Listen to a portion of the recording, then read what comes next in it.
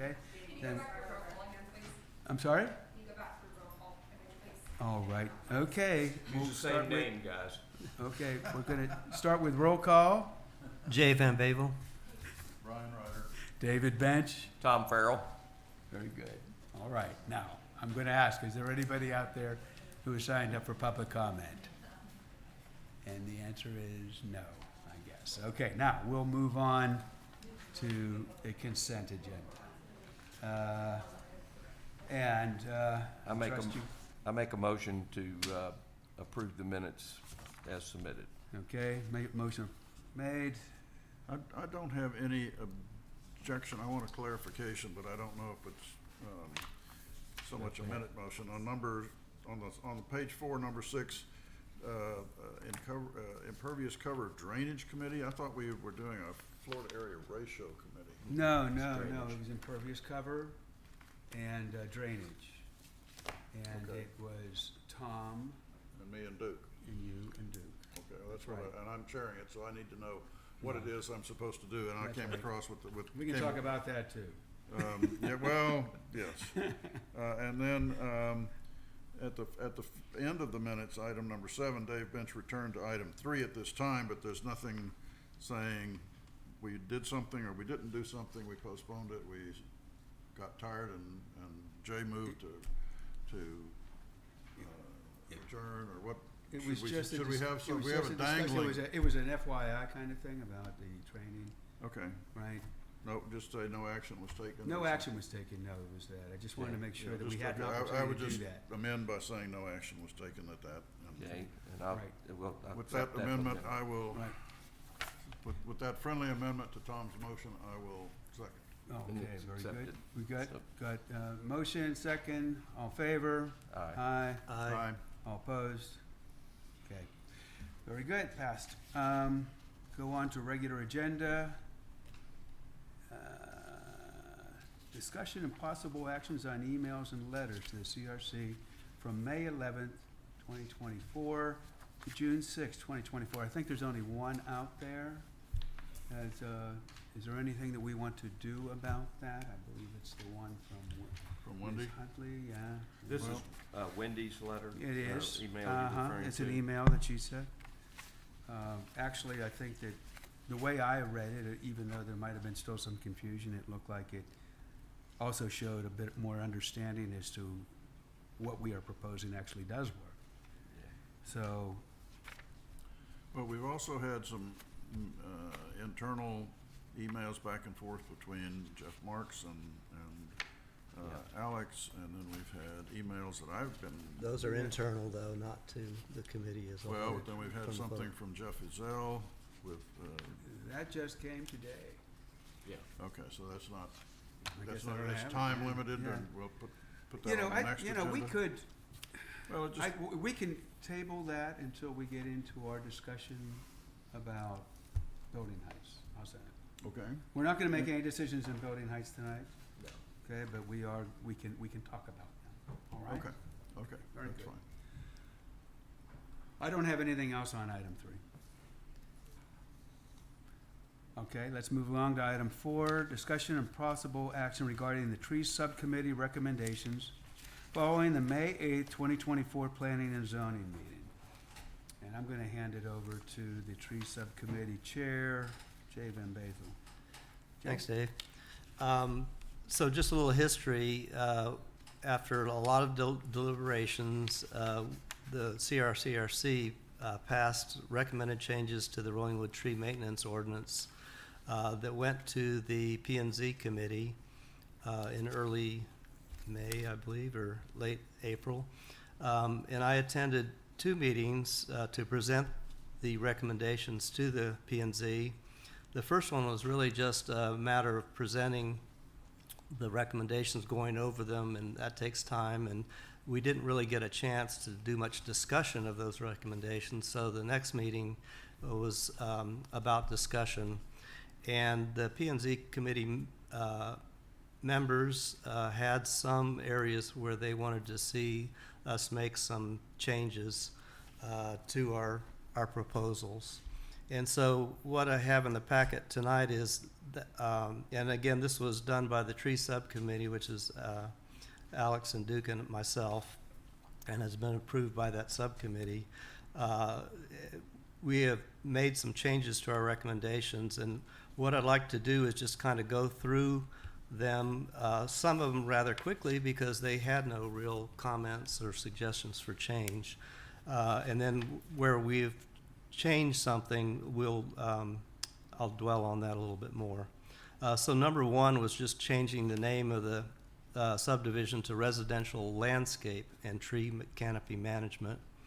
They had no problems with that.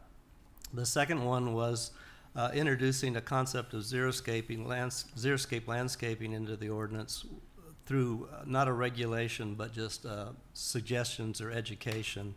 And the statement there in green, landscape, because the city experiences frequent drought conditions, et cetera, they had no problems with that recommendation either.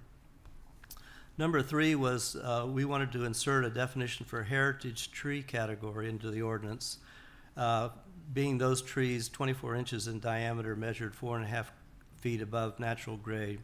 A little bit of background on this. A lot of discussion in the survey of wanting to save heritage trees, and I think a lot of citizens didn't really recognize that we don't have a heritage tree definition in our ordinance yet. So not sure what they had in mind, but we think a heritage tree is significant. And just a little explanation, a heritage tree would be a tree of a protected species, and that's in the appendix of A. Those are the protected species. Primarily it's going to be oak trees and elm trees, cedar elms, that have a diameter of 24 inches or more. And the way you figure that out, if people want to do this if they think they have a heritage tree in their yard, is get a tape measure, go to that tree, measure 4.5 feet above the ground, and then measure the circumference with a big tape measure, and then divide that circumference by pi, which is 3.1416, and you'll get the diameter of that tree.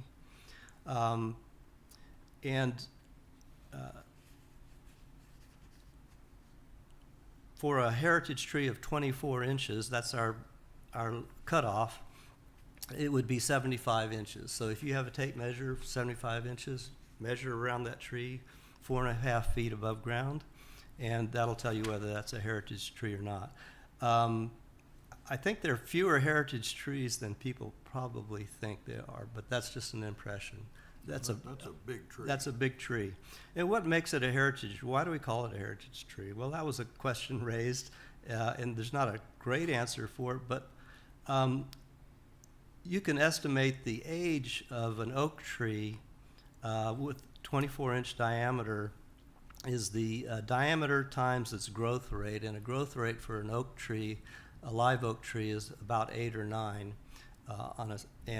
you just multiply the diameter times the growth rate, so you get 24 inches times 8 or 9, and you'll get the very rough estimate of that oak tree as being about 100 years old. So that, in my mind, that's what makes it a heritage tree. It's been around for 100 years, and it, Longer than any of us. yeah, and I think that makes it worth really thinking hard about removing it. There was a bit of discussion in this area. It seemed to me that the level of acceptance for this notion, the creation of a heritage oak, would fly right by. That yes, of course we would do that. But there did seem to be some resistance to this. Don't you agree? Not a majority resistance. Not a majority. Yeah. No. In fact, I think it was a minority. Okay. Yeah. What was the issue? I'm sorry, I was taking notes. Well, I think what it was is that given that the CRCRC is looking at a variety of different building ordinance issues, some of them which might be more restrictive than they had been in the past, that adding a heritage tree definition would be just one more thing on the pile that would keep somebody from doing what it is they want to do with their property. I thought that the biggest issue, Jay, was the Multi-trunk? trunk trees. Mhm. That is, I think I was at that meeting. No, there wasn't, that issue didn't really come up. Let me go on with the definition because that is important, Yeah. the multi-trunk trees. We have determine the diameter of a multi-trunk tree, measure all the trunks, add the total diameter of the largest trunk to half the diameter of each additional trunk, and if that total is 24 inches or more, then that would qualify it as a heritage tree. That's less restrictive than what's in the current proposed business corridor tree ordinance, Yes. where they're talking about a group of trees within 10 feet of each other. If the total diameter of that group is more than 24 inches, that's a heritage group. And you can't remove it without a special exception. So I think this is a pretty reasonable definition of heritage tree and also of multi-trunk trees. Yeah. I think, Jay, the difference between, the goals between the commercial corridor and our residential are not exactly aligned, because remember, the visual part of our goal was to have a visual barrier between the commercial and the residential homes that were on the timberline. Mhm. And that was part of that, is to try to encourage the tree to keep as much vegetation as we could between Right. there. Right. So, but I seem to have heard something on it, but I think this is a very reasonable approach. I can't see any. I would say this, David, you said that you wouldn't have thought there would be any kickback on this. Mhm. I think we have tried twice to get tree ordinances. None of them passed until, Amy, I think that was you and maybe Wendy that actually got that passed. Our tree ordinance is right now is fairly moderate. I don't think it's affected very many people to do this, but we have had a couple of, on Park Hills, we had a heritage tree that was taken down that had no reason to be taken down, and it upset a great deal of people. It was actually on the corner of the lot, and you couldn't build there. It wasn't on a driveway. Mhm. It just, Mhm. they took it down, which I never understood why they would do that, but they did. And at the P&Z committee, there was some feedback on heritage trees within your buildable area, and I'm gonna get to that. Yeah. It's, Yeah, that's why we need to have some little discussion, I think. okay. Okay. All right, please. So I'm gonna, hearing no huge objections to our definition of heritage tree or multi-trunk trees, I'm gonna go on to number 4.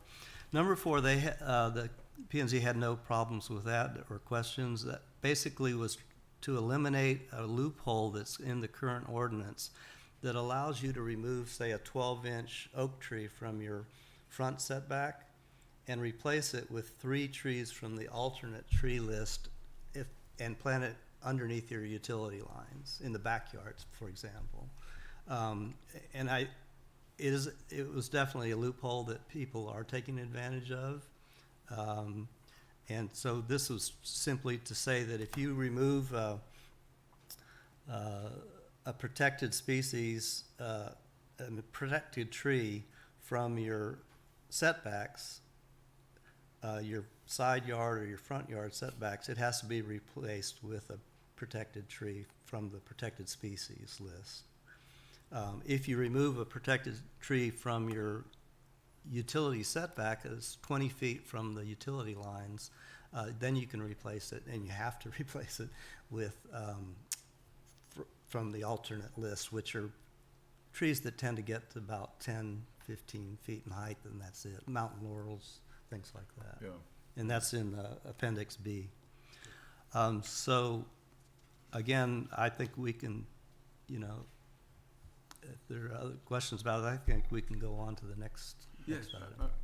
I had just a question about whether there was any consideration given, and I don't even know if we need to have any consideration given to the question of water and sewer lines, about whether that ought to have any impact on what we're doing here with the trees.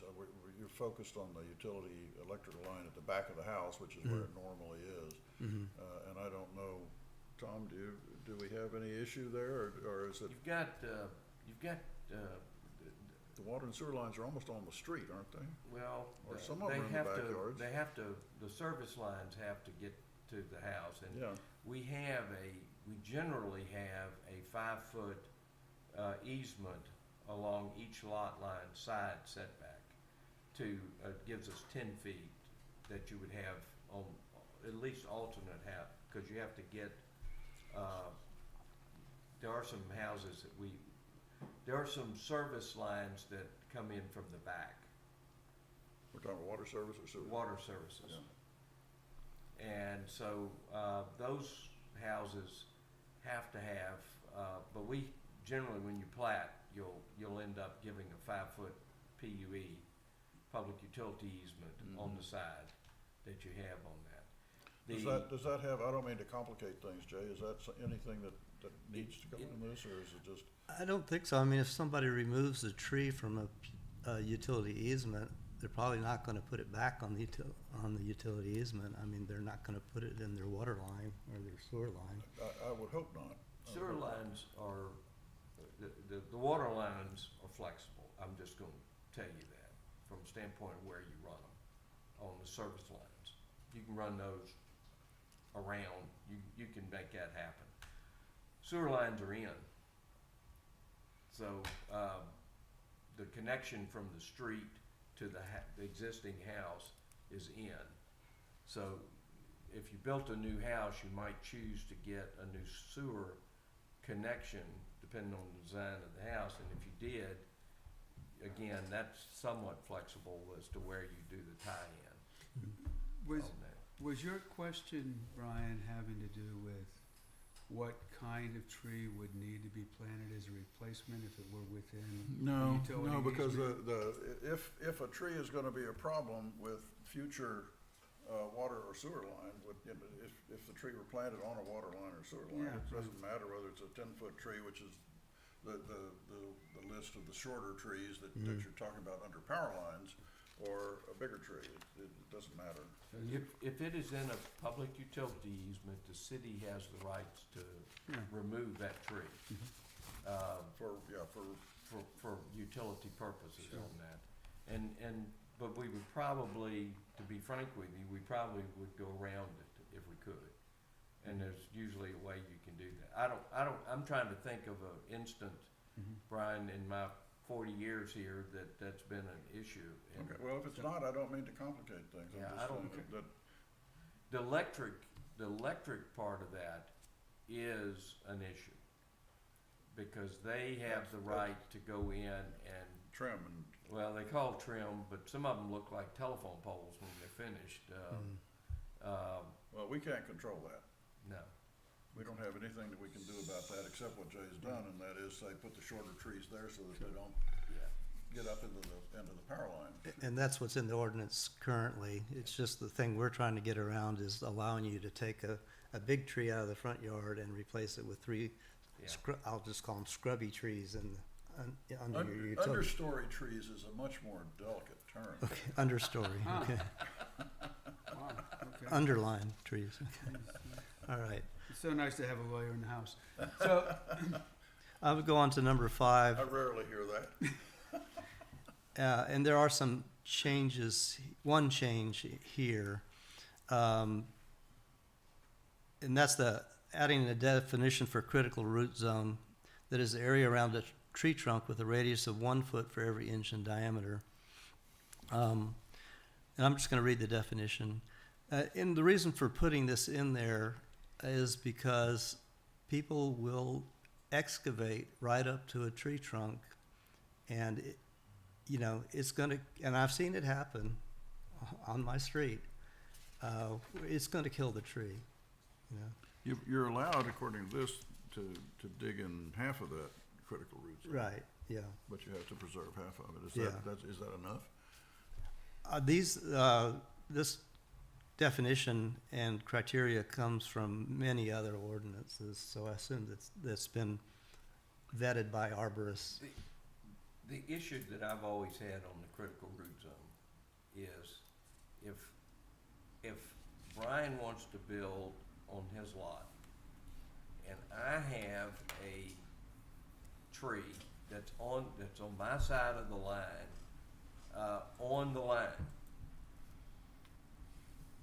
and my critical root zone is a place that he needs to put his drainage deal, and this is not hypothetical, this has happened. Do I have the right, does Brian have the right to chop into my critical root zone, even though I don't have a permit, I'm not asking for a permit, the tree's on my side of the fence, but does Brian have to get a permit to chop into my critical root zone of my tree? I would think so. He's got to have, it's a construction permit, correct? Well, but I'm getting it, he's not. I'm not getting a permit, He's not. Right, asking I mean, for a but permit. you're going to be doing construction no. on your Brian lot. is doing construction. I'm doing the construction in this hypothetical, and so it seems to me that this is the half. This is the question of whether the half the root zone protected is enough to protect the tree. Nikki, is that any, what do you've been taking arborist courses, tell us about what you've learned. Well, I think, The legal answer, by the way, is that you have the right to dig on your own property unless there's, on your own property, so you, Jay is talking about the half critical root zone, which is just the surrounding. Tom's talking about the same critical root zone But surrounding he's the also tree. talking about if the tree is split between the property lines. Yeah. Or at least the critical root zone is. How do you handle that tree possibly being damaged and it's being shared? That's the question. Now, are you saying a tree that's sitting right on the property line? Well, it's on my side.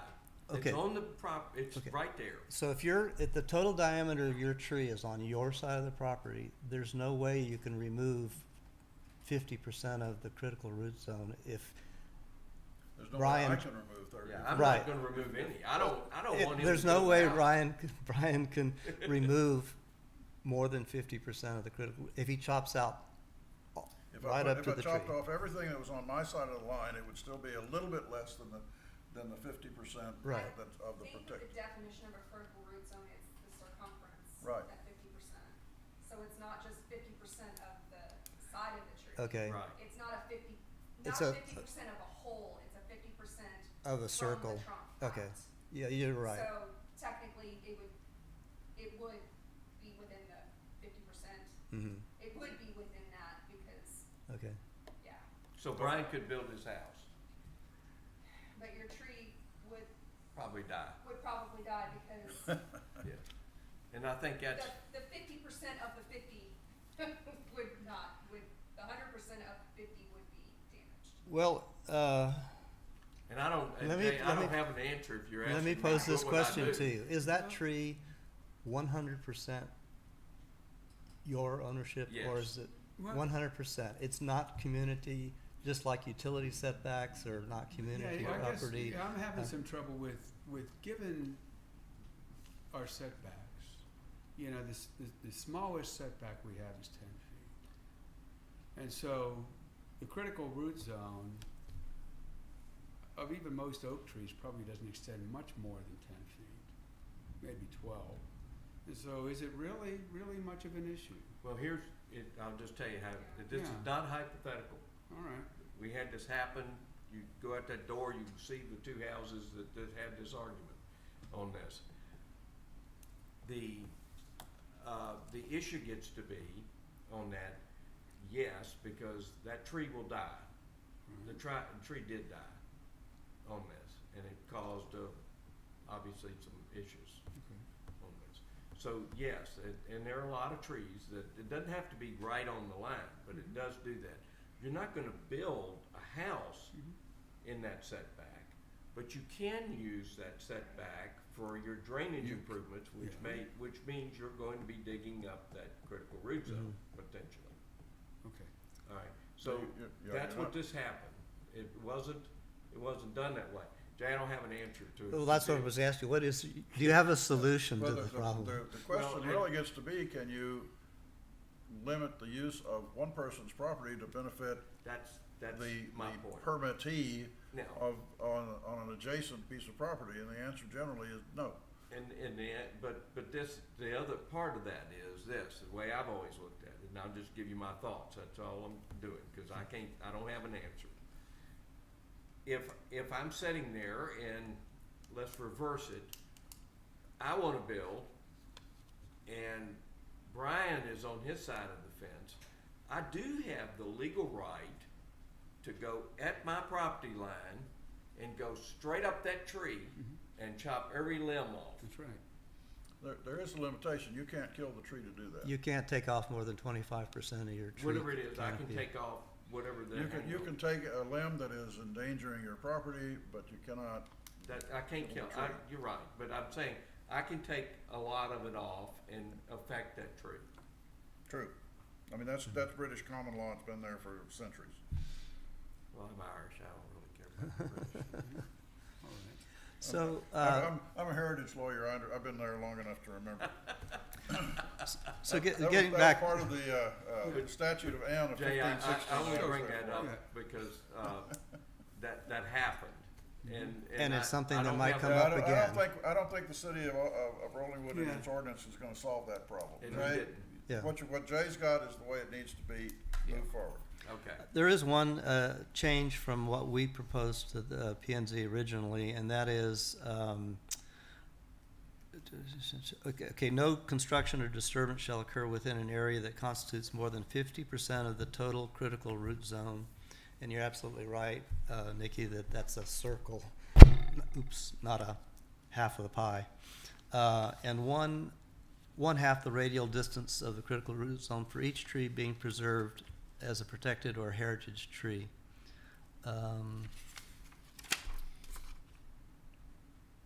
Oh, the part that's added is having a radius of 1 foot per inch of diameter from the trunk of the tree outwards and 24 inches in depth.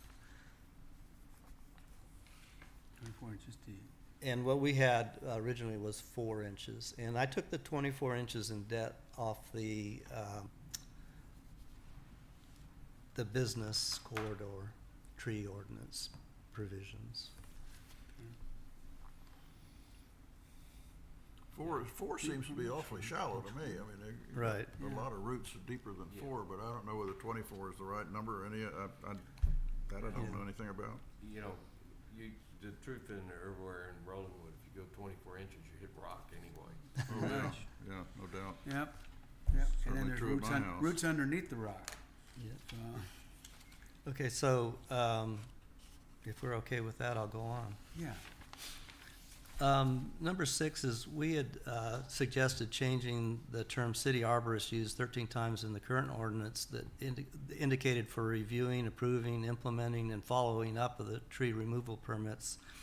We suggested changing it everywhere to city development officer. And the PNZ suggested that we use city arborist in those areas of the code where the expertise of an arborist is really necessary or desired, and that the other places we use city development officer. We would have to go through the code, I guess, with the city, line by line, deciding which one should be the city development officer, which should be the city arborist. Well, we haven't had a separate city arborist for some time, as I understand matters. Is that correct? We will work with, an arborist. Yeah, so I think the change to make this the city development officer, which today is Nikki, who also has arborist training, just as a fortuitous accident. But I think this is the way to put the ordinance together, is to have the city development officer in charge of this, and he or she hires an arborist if he or she is needed. Well, the P&Z, that's one of the things, they had a specific, they wanted us to keep a city arborist in the language of the ordinance for 2 or 3 things where they thought a city arborist really is needed. And in this case, it doesn't mean somebody on staff or hired by the city. It's be a consultant that's brought in to make a determination, so. I think paring it down is good for the efficiency of the ordinance. You know, because there are a number of things that it probably don't really require the technical expertise of an arborist, but there are a few things there that might. I think this is fine. And when we're actually drafting the ordinance, that'll be a time to go back line by line and, you know, Yeah, working yeah, with. Yeah, this is an outline that the city attorney will actually turn into. Do you want to Right. address Verbiage. anything with the state arborist that we use? Because we do use state arborist on oak wilt. I don't guess I that think really, that's just a requirement, I don't- period. yeah, I don't think we have to put that in there. The current definition just says the city arborist or an arborist hired by the city has to be a ISA, ISA certified arborist, but it doesn't say anything about being a state certified arborist. I think that falls, within the portion of our code, it's not within the zoning code, it's in the regulations for nuisances, where the state, forestry service comes in. Yeah. Okay. Number 7, it's, the P and Z had no qualms at all with that. It was removing sections that were fairly involved and complicated of a procedure where you could remove a tree from your lot and somehow get it replaced somewhere else in the city.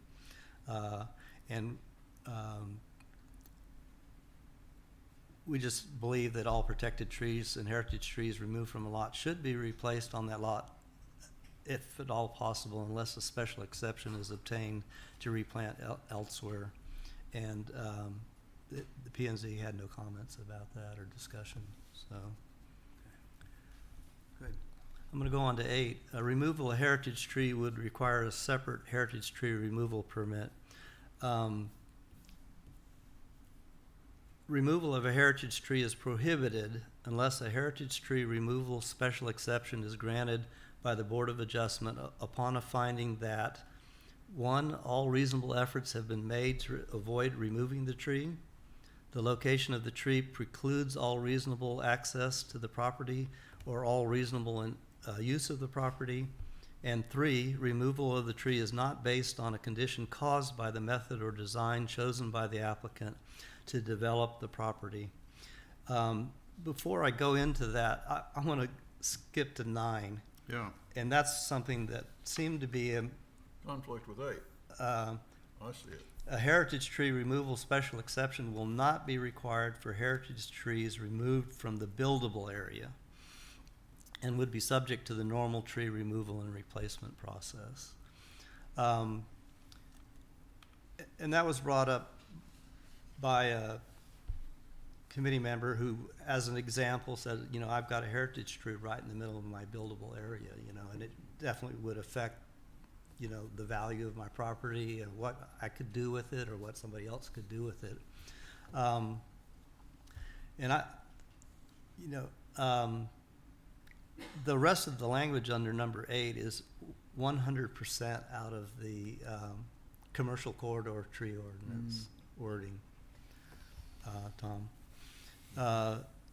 So we banded some there, and I'd like some discussion of whether, you know, But, that's. okay, what is the intent? Is the intent that within the buildable area, which I presume means everything inside of the setback lines? Is that right? Is that the buildable area? Yes. Okay. Are we or are we not going to say you can't remove the tree without getting? I don't, no, Well, no, no, no, no, that's no, not how I no, would no, that's define not it. buildingable area. That's not the buildable. I would say it's a footprint The of the footprint. plan submitted. Right. It's the footprint. I think that's a different Yeah, definition. yeah, the buildable area, that area within the setbacks is all classically buildable, but is that the plan? I think the intent of this is to say that if the tree does not encroach on the design of the building and you are not using all of the area that is available for building, you can't take it out. Well, if you did that, if you didn't do that, then unless the heritage tree was in the setback, you can just take it out. So I think, I'd feel more comfortable, Brian, if it said, if it was in the footprint of the Mhm. plans. Right. Okay, let me stop there because I was mistaken then, because to me, the buildable area is the buildable area. It's the area in which you can build your home. That's up to the setbacks. Which is, The setback. And I think that's the objection that came from the P and Z was Yeah. a heritage tree anywhere within your buildable area. So then the only protected trees would be in the setback. In the setbacks, the side setbacks, the front setback, and the rear setbacks. And there was some discussion from the committee of, we only want to avoid taking heritage trees out of your front yard. I think I do recall that, but I would, Jay, let me just ask you, I didn't bring that up at that meeting, but I think that, to me, it would be fair to say, look, just don't take it out if it interferes with the building of your plans.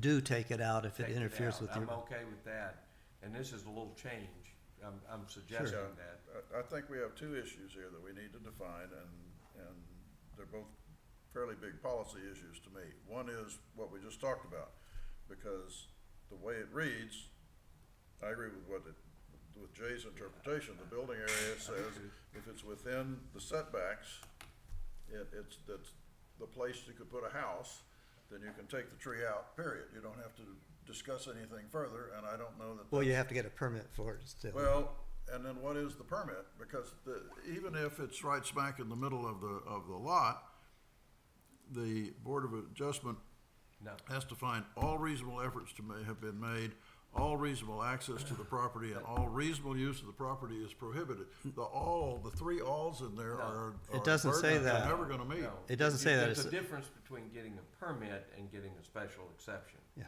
So you don't have to get a special exception if that tree is in your building area. You do have to get a permit, but you have to get a permit regardless whether if it's a tree. If you go back over to the other side, if you take out a 24-inch tree, you have to get a permit. Well, and to the extent, what are we trying to do with the permit? Are we trying to keep the tree from being removed, or are we trying to make sure that we get the offsetting trees planted in places Both. where it's going to be appropriate? Well, that's, the offset is what I think that we follow up on, at bottom line. So Well, I think, As this is written, I'm not sure that's what we get. well, we first have to define what we mean by buildable area, or do we want to redefine it as the area in the proposed building, or something like that? I would, let me just make a suggestion. I agree, Jay, the way you've written this is what I heard back from, what I heard is my poor memory, but I think I do recall them saying about just the front yard or whatever. But I think I'd feel more comfortable submitting this to them again with saying, okay, how about if we talk about the footprint of the building? Of the proposed building, okay. And that's a change, and I acknowledge that that's a change from that. Are we And- creating a loop here in the sense that No, if they come back and say, someone says, what can I build on, and what part of the lot can I build on, and then there's a heritage tree here, and so do you design the building to take the tree or not take the tree? You could do either. I mean, I know again, on our street, somebody designed a home that totally circles a heritage tree. That's in right. there. And you'd be wise to keep it. I that mean, was they're their valuable decision. trees. Yeah. But if they look at this lot, let's say they're gonna purchase it, and they've got, that tree's right in the middle of the total buildable area, do they wanna design a house that goes around it, or do they wanna It's up to take, them. or have a house where it's right in the middle and take it out? I think we're giving the homeowner options on that, and, there's no reason just to cut a tree down, to cut it down, although we've seen that happen. Mhm. And I'd rather just, and Jay, I'll say this, P and Z comes back and says, gee, no, we want it to be just the only protected heritage trees are gonna be in the setbacks. Mhm. So be it, let them go do it. Well, I'll just tell you that my impression was that this could pass even without this concession. Yeah, But, you know, the idea is to work with everybody. work with everybody. And But the truth is, if it's not gonna interfere with your building of your property, your use of your property, what I want to do with it, we don't want you to take it out, just take it out. Okay, well, then let's reword this, to say, heritage tree removal special exception will not be required for heritage trees removed from The proposed. The Planned building proposed- footprint. Footprint of. proposed building footprint. Yeah, Yeah, Does that, fit? Yeah. We don't have any architects here today. But do we still want the plan for the purpose of governing, do we still want to require the permit for the purpose of governing where the replacement trees are gonna go? yes, they have to well, get a that's, permit. that all happens Sure. at the same time. Yeah, No, they have to get a permit, but they don't have to Yeah. get a special exception. That's a difference. Right. Okay. With regard to, you know, what was just mentioned earlier, the front yard proposal, front yards only, that's kind of protected space. That really had to do with trees in front yard setbacks, right? right. And so there was concern about not allowing you to take trees out of side or rear yard setbacks, that those should be treated differently. What I heard was, as far as a special thing for heritage trees, more than one, but not a majority, said that they thought maybe we should just have that only apply in the front yard, the heritage Yes. tree protections. So what are your thoughts about that? I think that backyards, I mean, you have a neighbor behind you, most people do, so I think we need protection for trees in the backyard as well and side yard. Well, the So you backyard wanna has to go, only be- okay, well, let's put it this way. Why don't we go the way you want, but be ready to make a change? Yeah.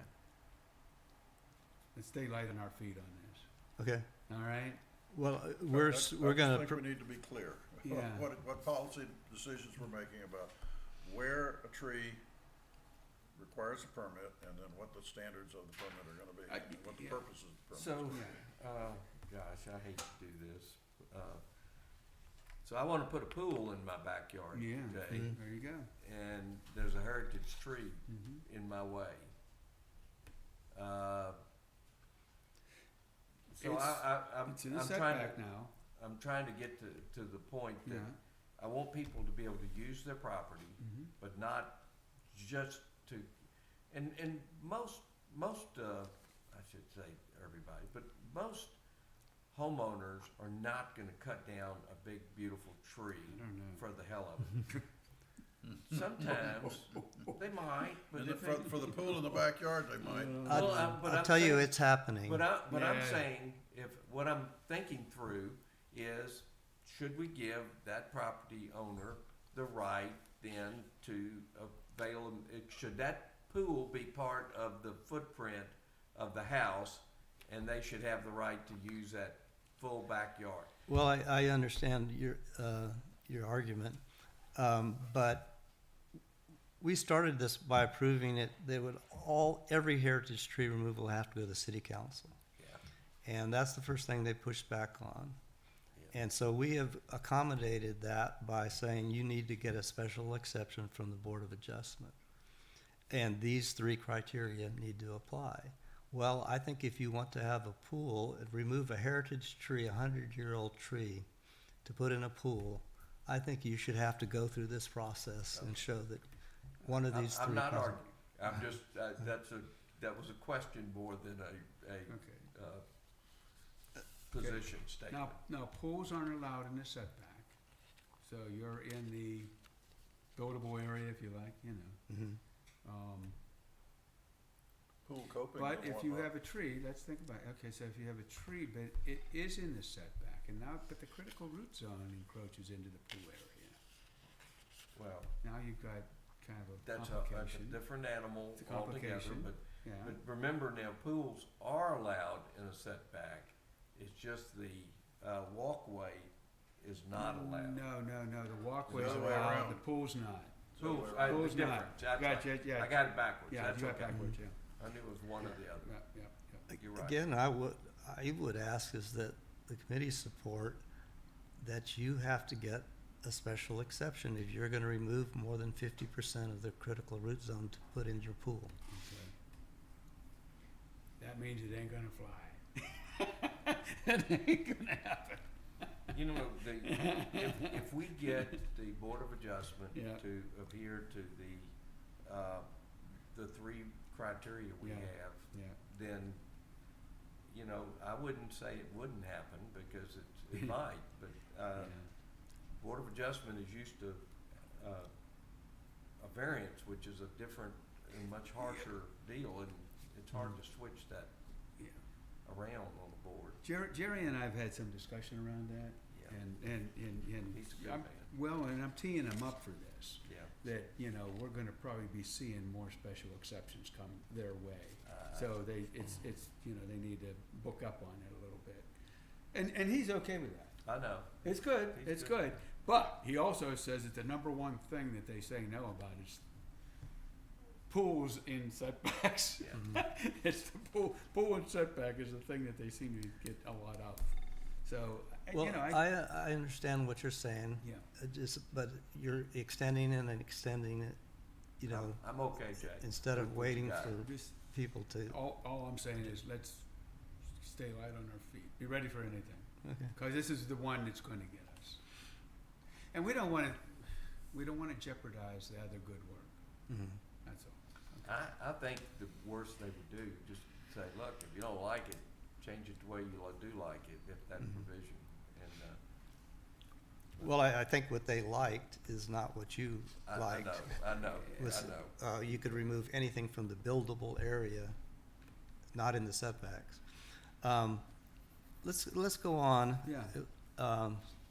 To number 10, and that's just protected trees removed from the buildable area must be replaced by one protected tree. That's currently in the code already. But a replacement of a heritage tree removed from the setback areas,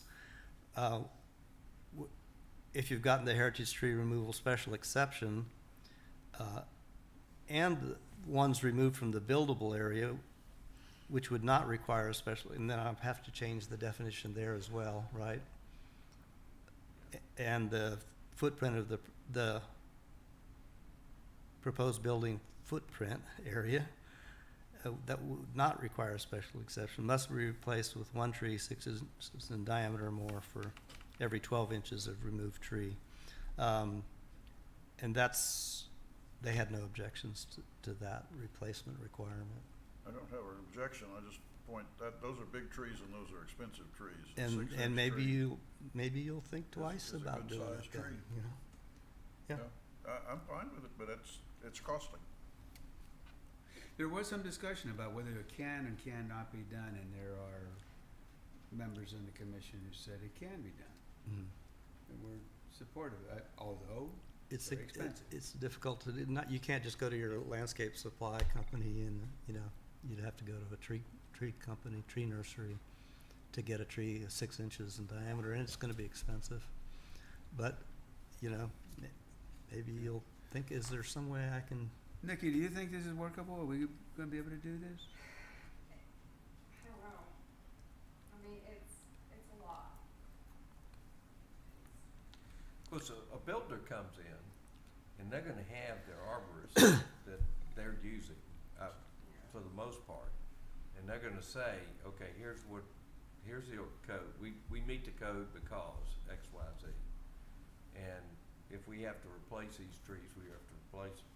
And the truth is, remember, they have an option on this.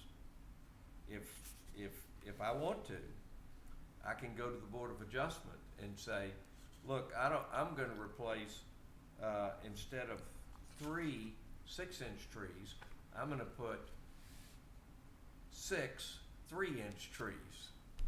Mhm. And Board of Adjustment then can say okay or no. Sure. So there's not we're not painting them into a corner, Yeah. per se. And I think that's being done, isn't it, Nikki? No, it's like for like, I mean, yeah, you don't just split them up. I mean, it's supposed to be, you know, a But 4-inch. but they have the right to go to the Board of Adjustment. Well, yes. Okay. Yes. Then, okay, so then that needs to be written into a special exception to give them that. I don't wanna make that a special exception, David. I'd like to make that a variance if Well, that's a hardship whenever it's a variant. What's the hardship here? hardship says I can't buy, there are no 6-inch trees. No. Well, that would be a hardship. Yeah, Yeah. if it's true. Sure. Let's go. Fine. So what I'm hearing is as long as we change the definition of buildable area in this clause, that we can go with it back. I'm- Are we to on And 10? that's just my suggestion. Yeah. Okay. Are we on 10 or 11 or both? Because we We're have on buildable 10. areas in both. 10.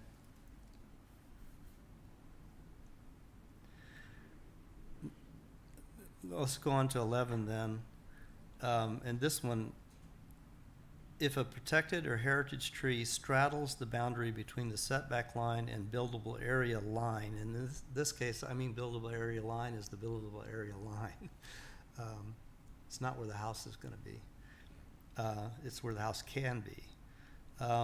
It shall be considered removed from the setback area if 25% or more of the trunk diameter is in the setback area. Okay. The current code is 50%, and we okayed going to 25%. That's gonna make more heritage trees end up in the setback areas, Right.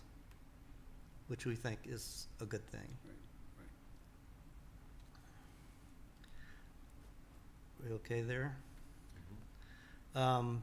Number 12, just a tree removal permit must include a tree survey that shows all the trees at least 12 inches in diameter, 4.5 feet above natural grade. Mhm.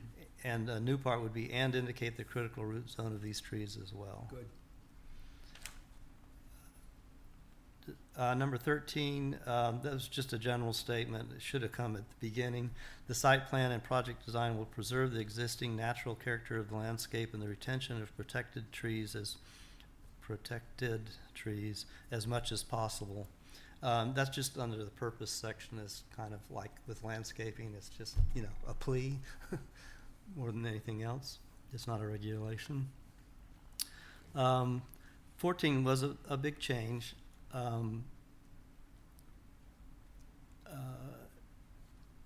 Change the maximum number of replacement trees from the current 7 to unlimited, no matter what the size of the lot.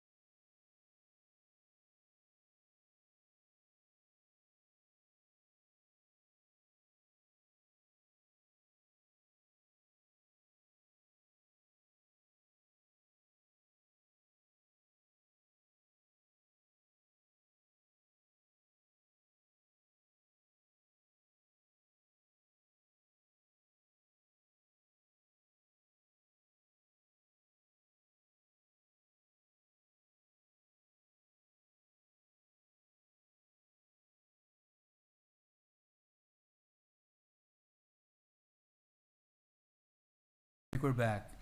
Here, there's a light on my microphone. I don't know how much we missed on that. I think you probably missed about a minute. Okay. Yeah, you're right. It was kind of, it seemed like it was cutting in and out for a while and then. Yeah, 'cause we just Okay. finished that. Yeah, must have been because of this plug over here. I don't know why it was. I was wondering when there's Chair, would you give us a formal 5-minute break so we can stretch our legs? Okay, we're gonna take a 5-minute break. So you can't have anything nice. Be back here at 3 minutes after 6. I ain't dying to just unplug one of these, see what happens, tell you the truth. Well, what did you do? Did you?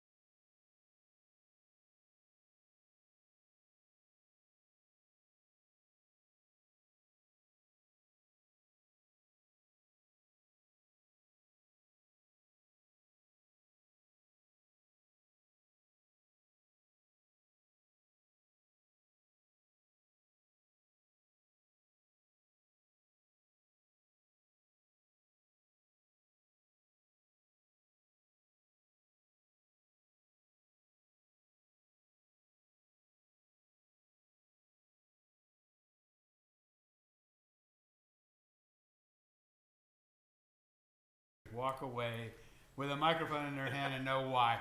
But I said 65. It might have been a big microphone, but they had one. So, All right, we're back. okay, I think we're probably back enough. Close So- enough. Let's Okay, call so the meeting back into session, please. we're at item 14, Uh-huh. and that was to change the maximum number of replacement trees from 7 to unlimited. But we put in, and this is brand new, based on feedback from the P&Z, an exception to these mitigation requirements may be granted by the city development officer after consulting with the city arborist and with the approval of the Board of Adjustment if the applicant demonstrates the existing tree canopy would prohibit the growth of replacement trees. The required replacement trees to be installed would be planted under the canopy of an existing tree. And I think this is from the business corridor language as well. Actually seems like sensible language. Yeah. Yeah. Change the number, yeah. And that came up when people said, well, I have a lot, I have trees all over it, it's covered. Where am I gonna put these replacement trees, that I have to take out to put my house? And so this is to try to cover that, Mhm. Which I think it should do it. That seems reasonable. Okay. Mhm. Item 15, that's the one I mentioned before, replacement of protected trees removed from the setback areas to 2 replacement trees for each removed. Currently, it's 3 to 1. And that does decrease the total number of trees that are gonna be replaced, but we are increasing the number of heritage trees that'll be protected by, moving them into the setback areas. So I think it's kind of a wash, and I'm hoping that, that's still acceptable. They didn't have any comment on that.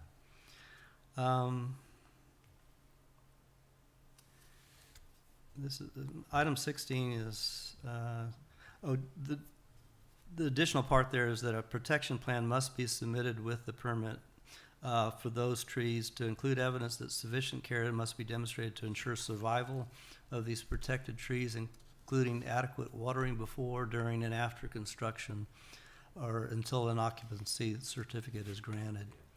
And that was to kind of take care of that people are clearing lots and then they're just not watering the trees. The next one says 3 years post-planting, Mhm.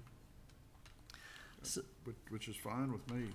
Yeah, so all replacement trees must survive for at least 3 years, and the city development officer shall keep track of these replacements so that at 3 years post-planting, Why their not? survival and health. Nikki's gonna be seen traipsing through the forest a That's lot here. it. It's, Well, this is done on your off time.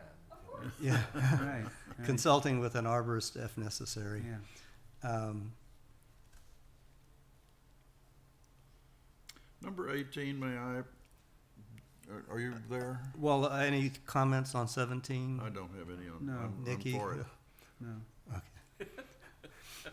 You don't wanna hear those, Those I comments? will do what you need me to do. I am here. Okay, so the last three are really not code changes, recommendations for code changes. 18, currently it's in the code that requires all vendors doing tree trimming, removal, or demolition to have an annual permit to do so. Is there any qualification standard? I Nikki, mean, is- I get, every couple of weeks, I have somebody come up my driveway, knock on my front door and say, how would you like it to, we'd love to trim your trees for you. And they just, my trees may have been trimmed 2 weeks before, and here they just wanna keep chopping on trees. Is there any qualification standard? There's, so you do have to submit the licenses for the arborist, the company and such. So it does have to be a licensed company. So if they want a tree trimming permit, they can come specifically ask for, you know, the address of your home, but they do have to present those licenses. Is that enforced at all? Does anybody check on, you know, folks that are cutting? Yes. Does it? and it's not a fee. It's free. Yeah, It's a for free, trimming. it's a free permit. But the Mhm. whole intent is to keep, oak wilt Sanitation. from being spread from one lot to the next. Right. Because it spreads from cut Tool- wood The tools, as well. yeah.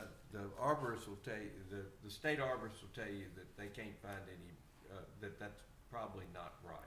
It doesn't spread from tools, but does spread from firewood to firewood. Huh, and these vendors have to have a state license, is that right? A certified arborist. Certified arborist on staff? On staff.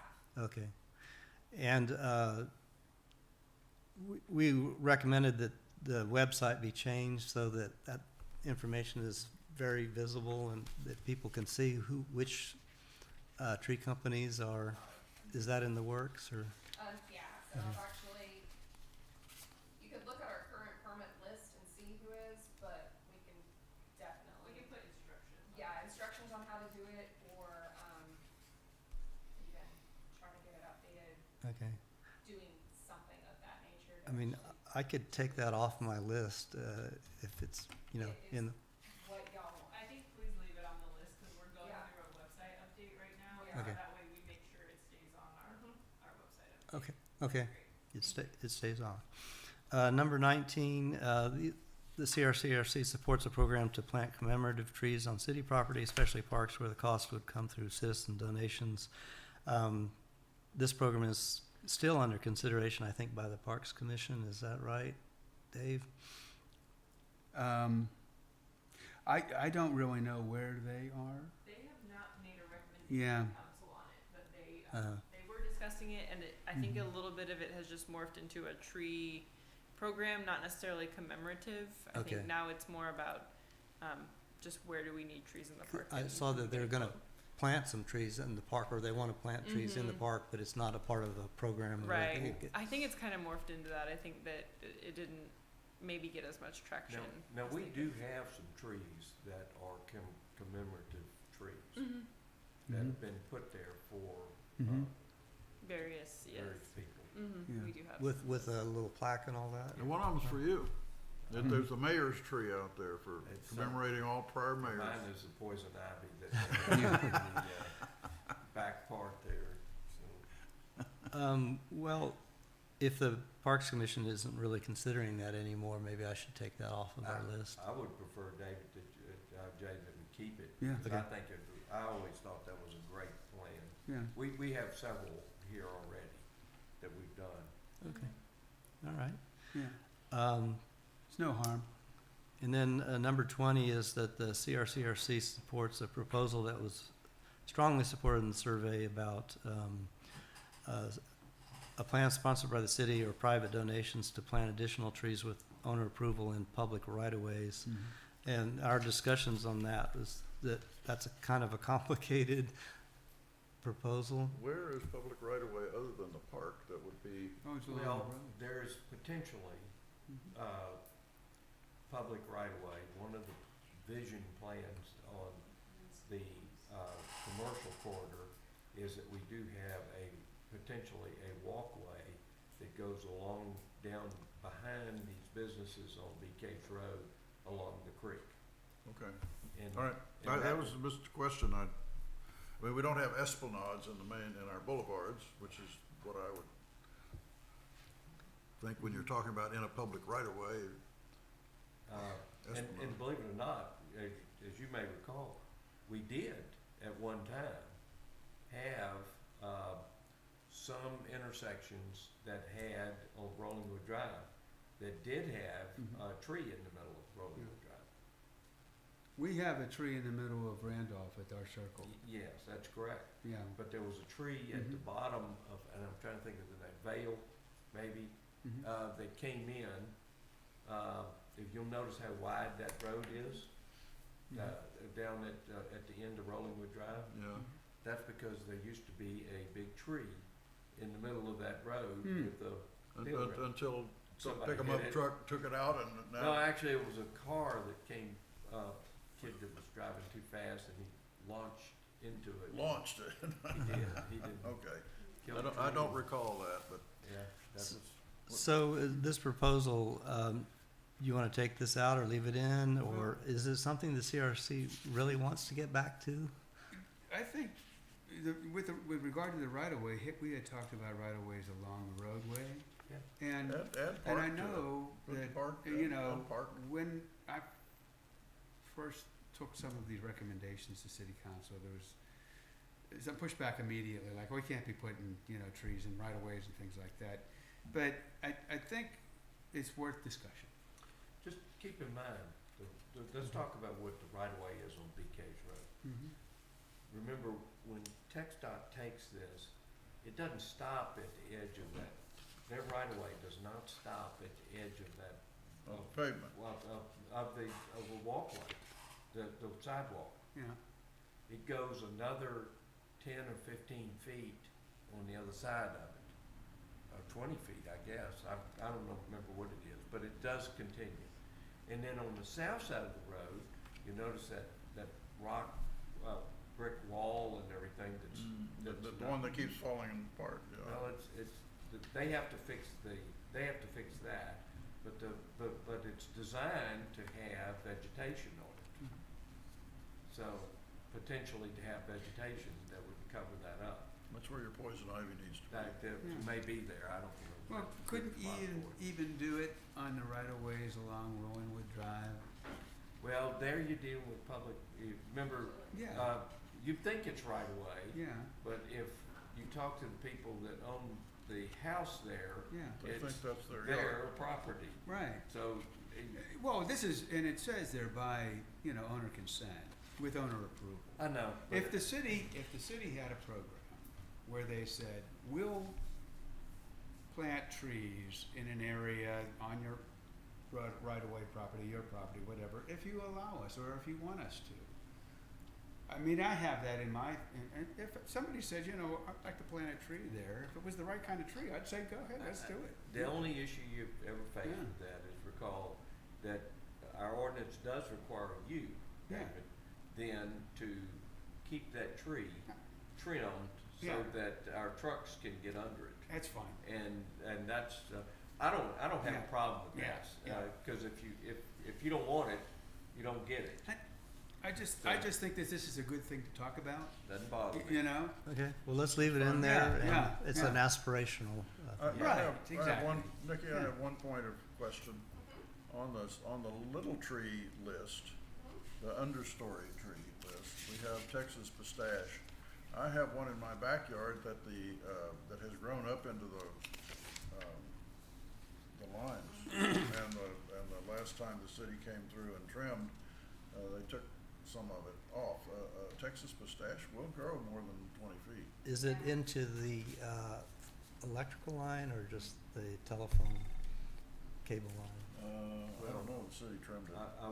I will just keep in I mind. like that tree, by the way. I mean, it's a native tree. We've got a lot of them in the park that are native to the park. And in the fall, some of them will turn color and give us some color. I like the tree. I want the Texas pistache all over the place, but I'm not sure it's an understory tree. Most of these trees will grow to height if you let them grow, but they're very easily topped. I would just point out that, remember, there is a provision that we have to be careful about on corner lots specifically. There is a visibility issue Sure. on those corner for traffic Yeah. control. Sure. And we have an ordinance that 15 feet. addresses that already, so we don't have to deal with that. That's- 15 feet from the corner. So, good job, Jay. Yeah, so I think what we need, Well, It sounds like except for changing the definition of buildable area in two places, y'all are pretty much okay with this going back to P and Z, so I guess would I have- ask for, well, motion. I'd like one question first, if you don't mind. We've tried 20, 30 years to get a tree ordinance, and finally, Amy and Wendy, I think, were the main impetus to get that done. So I feel like I ought to ask Amy what you think about this before we go, if y'all don't mind. If you're willing to take public comment, I have some questions. oh, absolutely. Sure. And I apologize for not offering that earlier. No problem. And I think Wendy is on here too, and maybe she has some comments. Amy Patillo, 3 Rockaway Cove. I appreciated hearing the conversation first because I knew there were probably things that we get added to, and so appreciate all the work that's gone in to this. I guess there's one thing that I've noticed from the beginning, and I submitted comment about it once already, and I'm still not totally sure I understand the policy and the reasoning behind it, which is the proposal to change the ratio in the setbacks from a 3-to-1 ratio to 2-to-1 ratio. When we did that initially, it was an intentional choice, and there's actually multiple places in the code that connect then to the fact that we set that 3-to-1 ratio that are also being changed. And so one of the reasons that we set it that way was initially there was a push to preclude any removal of a heritage type tree from setback areas.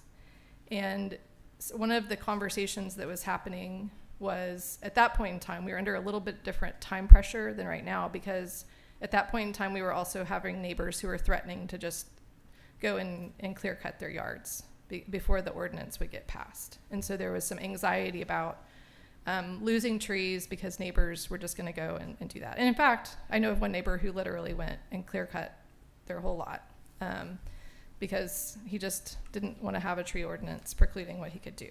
And he was very vocal about not appreciating the tree ordinance. But some of the, I guess, more moderate, I would say, positions, but maybe the way that I would say it is the positions that came to based on the community values at the time after 8 months of public meetings and gathering feedback were that we wanted the setback areas to be considered our green space, and our kind of, that's the space where we have trees that we share with each other, and we share that green space. And also that one of the concerns people had at that point in time when there were a few lots on Park Hills like Tom referred to, and one in particular that was just really terrible, where just all the trees got clear cut and it was totally unnecessary. And the other lament that many neighbors had, and that I've had neighbors have, is that there was a loss of privacy. And so there was an intentional choice to make the setback areas and the trees in the setback areas to incentivize our neighbors and builders keeping the trees in those setback areas. And I'm concerned about reducing that incentive. I understand we're adding the heritage tree definition, and that wasn't included the first time. That was also very intentional, and I'll make some comment about why. But I'm concerned about reducing one of the protective measures that's in the tree ordinance right now. When I read it as the person who drafted it, I view it as a weakening of the tree ordinance. And that's not a criticism, it's just how I read it. The addition of the heritage tree to it is, I think, a thoughtful and requested by part of our community add. I'm glad it's up for discussion. I made comment at one point in time this summer, I would have liked to have seen some different survey questions on that issue than were put out, but we are where we are, and at least now the community has the opportunity to give some input on what a heritage tree might look like if it was added to the ordinance. So I think that's good. But I'm not compelled or convinced to reduce the side setback or front setback or ratio from 3-to-1 to 2-to-1. So a few things I would note that I noted when I was listening was under the change that's being made under paragraph 4 regarding trees under the utility lines. I've heard that referred to as a loophole multiple times throughout y'all's discussion.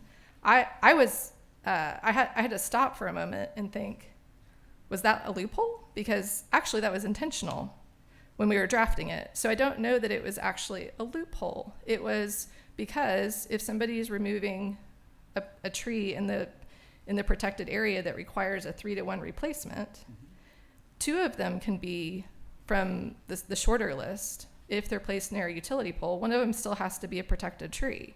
So it was to incentivize neighbors planting more trees along areas that do have utility lines, which typically end up being privacy fencing type issues.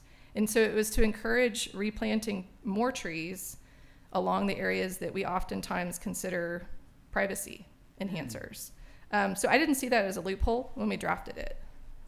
Well, correct me if I'm wrong, but you can replace it with 3 trees from the alternate list if you plant them underneath the utility poles. It says specifically that if you remove a protected tree, you have and it has to be replaced with 3. One of them has to be from the first list, and the other 2 can be from the list that's under utility poles. Okay, I'll have to look back through you kind of have to read it, but that was why I wouldn't say that was a loophole. I'm okay with the changes that you want to make, but I'm concerned about, again, the choice to go from 3-to-1 to 2-to-1. It doesn't necessarily promote increasing the canopy of the city. But I think the combination, if may I? Sure. The combination of reducing from 3-to-1 to 2-to-1, but also getting rid of the 7-tree limitation. Right. Those 2 together, sure, yeah, you've got a 3-to-1 ratio, and then cut off at 7 trees. But what was the point? What was the point?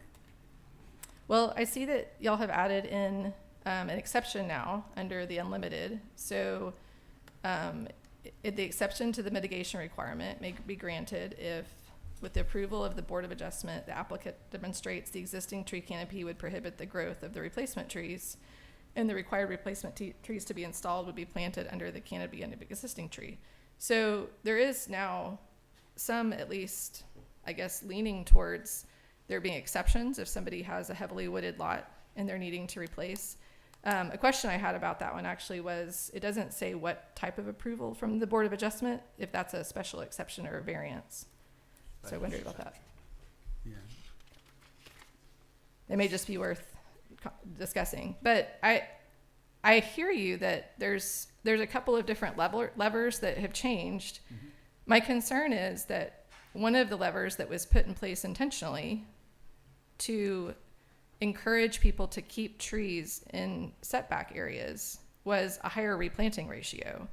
The majority of lots that are being redeveloped don't necessarily have large numbers of trees. There are still a few, and when they happen, people get upset, and that's typically when we all hear someone upset about the trees are getting cut down. And a lot of the time, my experience, as I asked more questions or remained curious about what it is that's so hard for people when they see trees getting cut down, beyond just like the natural instinct to not want to see a tree removed because it's beautiful and it provides shade and we don't want to see them just unnecessarily removed, is a lot of times neighbors are concerned about the change in privacy and the change in the feel of the yard that they had before, and the feeling of maybe some shade that they had before that they don't have now, or the feeling of some sort of barrier that was between there that wasn't a fence type barrier.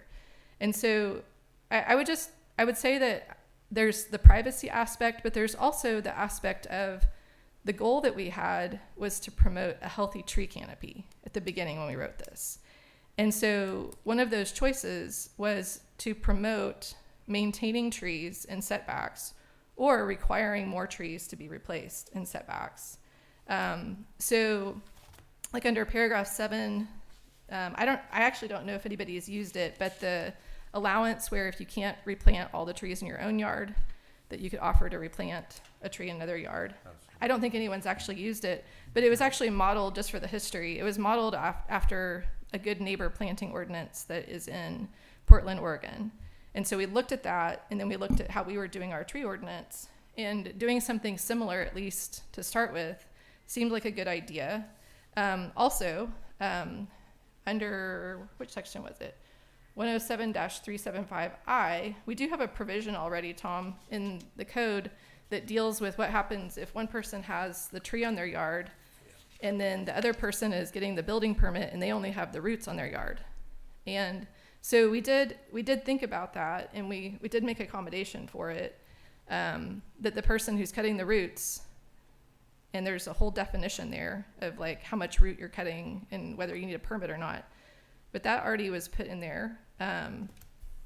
But along with that, there was the thought that if you are coming in and taking out trees that your neighbors feel like have provided shade and have provided privacy and have been part of kind of the aesthetic and understanding of that space that you've been in, and you're replanting, you've taken out one and you're replanting 3, and you can't fit them all in your yard, that you could offer to put one in your neighbor's yard. And then that sense of space, that kind of shared community value of maintaining a healthy tree canopy could be continued. So that was what the value was there. I mean, I think there's different ways to do it. And so if the idea now is that if you can't fit all the trees in, you need a special exception, and maybe a special exception could be granted because your neighbor's willing to take a tree. Maybe there's something in there, but there was a lot of discussion about a heritage type tree when we did the ordinance the first time, and setting something that would preclude you from removing a heritage type tree without going to Board of Adjustment or getting a special exception. And ultimately, at that point in time, what was important was slowing down what was starting to happen on a couple of lots, which was a developer buying the lot and coming in and clear cutting the lot completely before they started building. So the reality, though, is that I'm not sure that has fully slowed down, because I did just hear from a neighbor on Timberline that there was a lot that was clear cut. The issue is that all the trees that were on the lot were either not a type of tree that could be protected, or they were not the size of tree that could be protected. And so there were a lot of trees in the yard, but they were not the type that fall under the ordinance. So that was a frustration for neighbors to watch that happen. And I think, so just a few thoughts I had were, I think it would be helpful as this progresses to, I'm not compelled by the explanation that we've added heritage trees, so now we can reduce the ratio of what needs to be replaced in the setbacks. I think that has been a good ratio. I think it should continue to have a 3-to-1 replacement. I think we should continue to incentivize people to replant more trees if they're taking trees out of the setbacks. And that's just my viewpoint on it. And I think that to the extent that we can provide ways to mitigate that was what was provided for before. Some of those things are still in here. There's a couple of stopgaps in here. But if the overall goal is promoting a healthy tree canopy growth in the city, one of the reasons that we didn't tackle the heritage tree conversation at that point in time, and it actually was in an early draft and then it got taken out, is in talking with several different arborists and then others who build in other areas, one of the challenges is once you start trying to protect heritage trees, those trees will end up getting poisoned and will end up getting cut down at inopportune times for code compliance. And so what we decided was, rather than making some trees basically potentially reduce the building opportunities on a lot overnight, and at that point in time, potentially we would see people, if they knew the ordinance was going to pass with that, go and remove a lot of heritage trees in the city, which could have happened. We decided not to focus on those trees, and we decided to focus on the amount of replanting that would have to happen. And so I do think it's helpful to see, I do agree with a higher ratio of size of tree that would need to be replanted for a heritage tree. I think that alone would incentivize people to consider whether they're going to actually take out a heritage tree or not. But I don't know that I necessarily am on board fully with all of the different little requirements that are in here now of the combination of the critical root zones, like where it falls on the setback, and then what's going to require something from the Board of Adjustment or not. So those are just, I mean, Tom asked for my viewpoints, and I had some comments and some questions and some history. That's kind of where I am. Could I Go ahead. address some of your Sure. issues?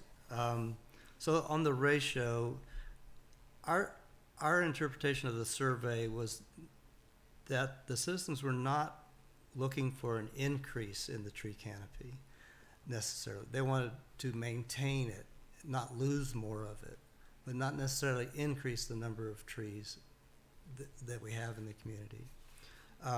And we thought by removing the maximum number of trees that needed to be replaced, that's gonna result in a lot more trees being replaced.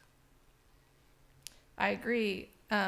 It also puts that onus on the people who've bought heavily wooded lots. And so those lots now become more expensive. They weren't that expensive. They didn't have that cost associated with purchasing those lots when they were purchased. But if this ordinance is passed, then suddenly people who have heavily wooded lots who haven't developed them are going to bear the cost of the change in that ordinance.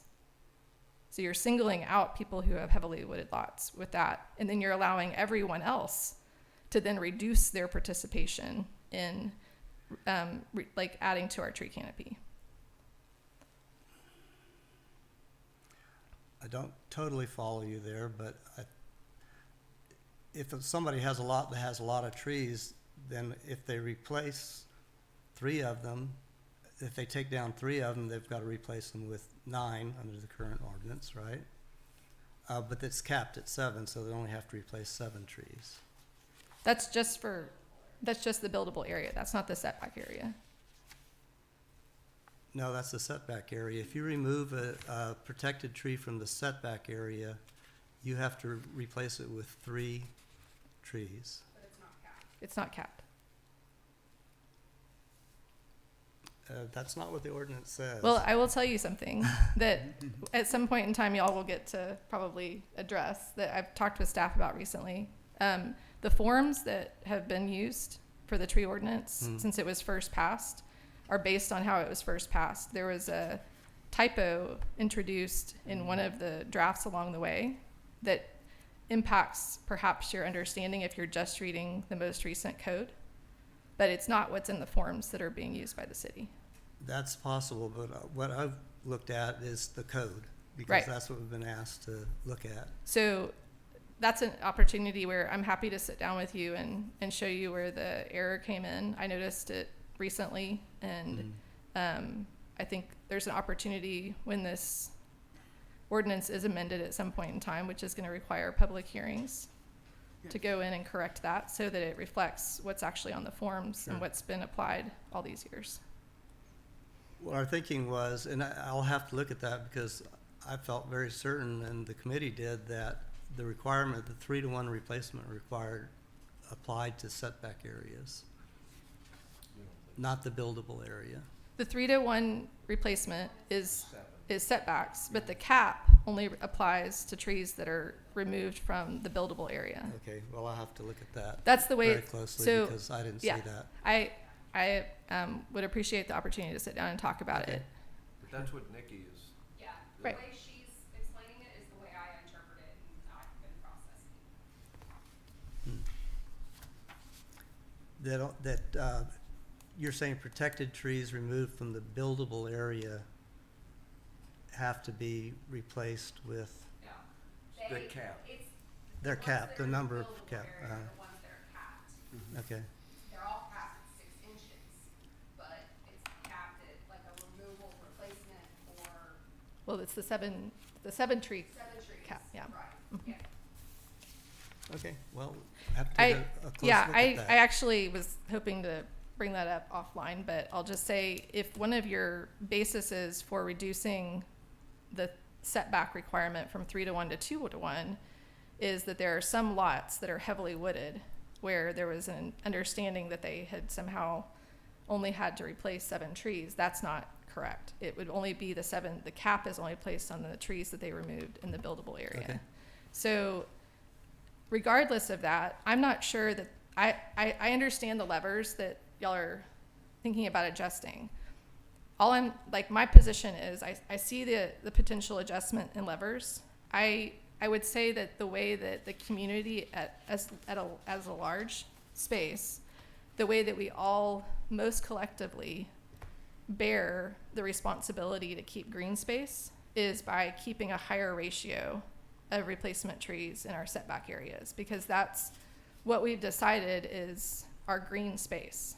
And so I can totally understand where there's, But we're getting feedback from others Mhm. that they are very much against that ratio because of the expense, and I should be able to do what I want to do with my trees, and there's a mix of opinions on there. I'm sure you're aware. I would imagine there are, and I would imagine that it probably feels like, I mean, when I read it, it's like, okay, is the negotiation with certain people in the city that we're going to add a heritage tree definition, which maybe doesn't apply to their lot, but they get to reduce the number of replacement trees that they have to replace if they remove things in their setbacks, which would apply in their lot. There's a lot more of us potentially who have more trees in our setbacks than have heritage trees. I don't know the numbers on that, but I would say that just having worked on this and looked at a lot of lots in the city, that if we're looking at what is it that we're protecting for ourselves and our neighbors that is effectively space that we're designating in our city as almost shared space, it's green space that we're agreeing is going to be green, it's the setbacks. And so incentivizing people to keep protected trees and larger trees and older trees in those setbacks, I still think that's a really important value of the tree ordinance that was discussed for many, many months when we first passed it. And I think provided a way for a lot of different groups to agree to get to that ordinance. Now, at this point in time, if you move it down to 2-to-1, you're probably going to get a lot more people who don't want a tree ordinance at all to say, oh, this is great, because now we just have to go down to 2-to-1, and I don't have a heritage tree on my property, so no problem. Mm-hmm. So I just would say that, like, in looking at the levers, I always think about, are we choosing something that reflects a value that applies to our community as a whole, or is it something that's going to penalize a few property owners? And so the reason that there was even a cap put in at the beginning is there were probably the thing that we got the most comment on during the first time was the people who at that point in time owned heavily wooded lots and were concerned about the economic impact of owning those lots in the future if they were required to replant significantly more trees because of the number of trees that were already on their lot versus the number of houses that had already been redeveloped and lots of trees had been removed. There's an imbalance there. Yeah. And so there was an attempt to balance between those who have not redeveloped their lot yet, post sewer system being installed, and those who had. And we were also at that point in time too, admittedly, one thing that you don't have as much pressure on you now, but we had then, is we were trying to get something passed that everyone would agree to do without it triggering a lot of people to go and clear cut their lots or go cut down the types of trees they thought might be protected or precluded from being removed in the future. And I we're know under that the same pressures. I mean, things haven't changed that much. Tree ordinances are tough to, I mean, I really appreciate the work Mhm. that Amy and Wendy did to get Oh, this absolutely. done. I gotta tell you, because I think I know that it got turned down at least once, and I think it may have been turned down twice, before that. Mhm. And our tree ordinance is, I think, it's a really good start. My position is what we can do to strengthen it is Yeah. I don't mind us from, putting in everything that we can to strengthen it, and then let P and Z and the city council do the battles regarding, and there is a battle between people that want to protect the trees and property rights, and I recognize that. Yeah. And it's all of us, really. So, I mean, Amy? I would be in favor of going back to 3-1 and see what flies. Yeah. I'm not very optimistic, having, you know. Can- from Amy, that was there a experience. document ever drafted that, you know, you provided a lot of background, opinion, and how you got to where you did in writing the ordinance. And is there a document out there that like covers some of that history that says, you know, well, this is what we decided to do and this is the rationale behind that? Does such a thing exist? I mean, there were all the council meetings where we were talking about Yeah, the rationale. There's a P&Z meeting Right. that I attended, Wendy Henley attended, and Sarah Hudson was there, where we went through the rationale for the tree ordinance about a year after it was passed. I can pull that. so is that I also have captured in notes or just the meeting notes or? it should be available. There should be a recording of all those. There's also a newspaper article I wrote for the Statesman. I can try to find that and That would pass it be along great. to you. I can promise you, the intention of everything that's going here is to strengthen the ordinance. What we were looking at and what Jay was looking at is what, you know, areas in the ordinance that if they were changed, it would make it a better, stronger ordinance, not trying to give something off to developers or anything like that. It would be, some of them were practical concerns of what could be done, this and that. And, we probably should have called on you to discuss this stuff while it was happening, but, I can promise you it's a sincere effort in strengthening, not in weakening. Well, I can see Yeah. see all the effort, and I can understand Yeah. why there's things that are not, you know, they're not included in the footnotes. I mean, one other thing to consider is that some of the intention there of even adding the option to replace a protected tree with a non-protected type of tree was looking at the reality of how many large oak trees are planted along the power lines, and that when City of Austin comes through and they trim Sure. those trees, they make them look horrific, right?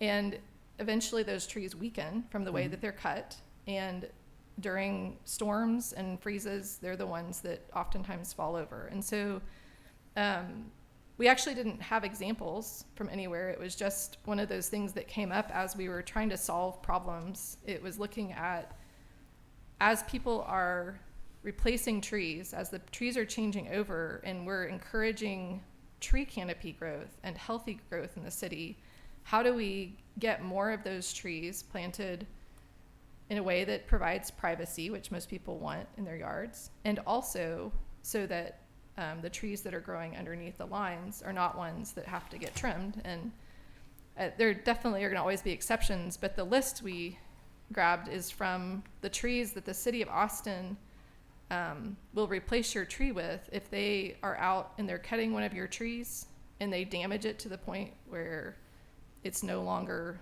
viable anymore, which happens in the city from time to time, they will give you one replacement tree from that list. And that's what they come out and do. So they could take out a giant live oak while they're trimming and replace it with one of those trees. So as appalling as that feels, it kind of created a framework that caused us to look at how do we think about what it looks like 20 years from now if our replanting allows for more types of trees underneath utility lines that are the types of trees that aren't going to grow into the utility lines. We So- had no problems whatsoever with that part of the code. I mean, increasing the number of species that you can plant. Mhm. And, of course, no, we have no changes recommended for that. We think that's great. So I appreciate the opportunity to give comment, and I would say that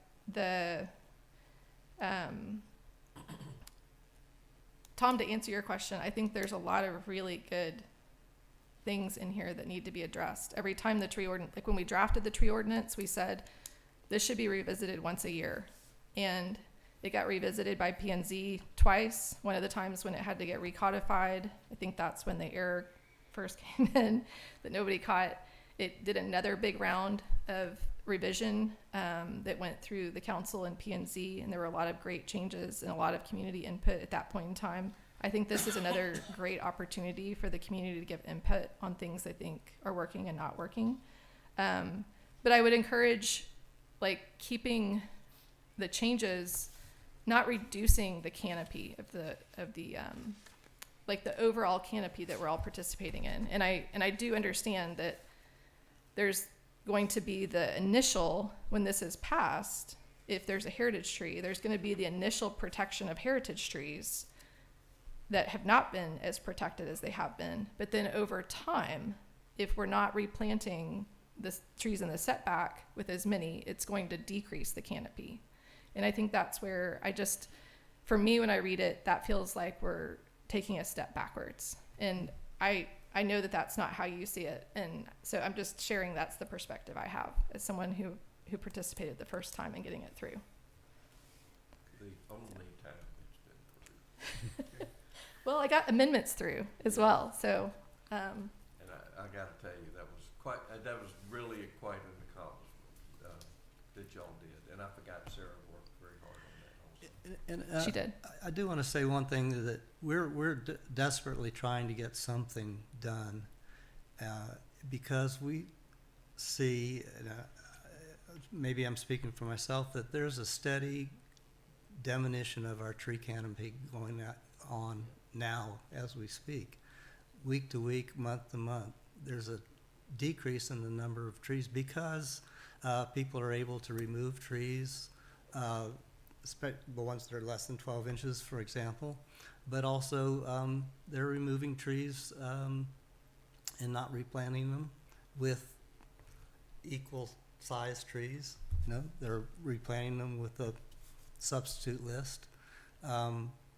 They're taking out heritage trees because there is no heritage tree yet, under the normal ordinance. So they're removing these 100-year-old trees with a permit, sometimes not on the permit. And we just feel that the community wants us to get something done. And that's what we're trying to do. And I think if we could pass this along to P&Z with the change of going back to the 3-to-1 ratio, is that something? I think we've got, I don't mean to cut you off. No, if I can just say one thing, I would offer considering that I've seen two different developers now who don't care about having a tree permit, and they've gone through and clear cut heritage size trees, right? So since this has been passed, that is going to continue to happen. So the reality is if the process is incredibly difficult to follow to get a tree removed, someone may be more willing to do it in a way that's not allowed. And so on the heritage tree definition or heritage tree part, if just changing the size of tree that has to be replaced alone is going to be a pretty big change. But it's one that people who want, either builders who want to be in good stead with the city and people who want to have been good neighbors are potentially going to be more willing to do without trying to get around things. Changing the rules so that there's not a cap. I see that as something that I understand that y'all are wanting to work towards. Those things alone are going to change what's happening, but they're not going to change what happens when somebody buys a lot and they just don't want the trees there anymore.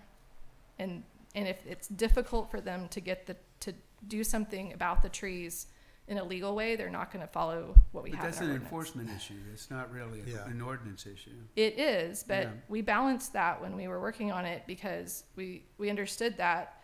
I mean, like I said, even now, we do have a lot more enforcement, but it doesn't change the fact that if there's a crew out there and they start chopping down trees without a permit, they could have 4 trees down before the code enforcement gets there. There's a property on Vale where it happened on a Saturday morning.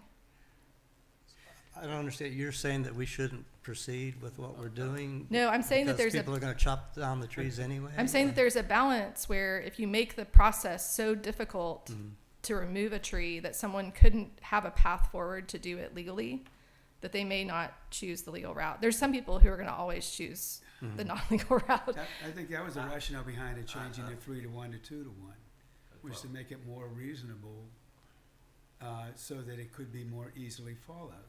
Well, Adhered to. Yeah, adhered to. Anyway, I've overstayed my time. I'll move on. Yeah. you want to let? Thank you Yeah, very much. Wendy, I know Wendy's got her hand up. Can we make Wendy available? Sure. Hi, can you hear me? Yes, Wendy. Okay. Thank you guys for letting me talk and for thinking about the tree ordinance. Amy and I worked on this together, and it was, it was quite a process. And we got so much input from our neighbors, from the community.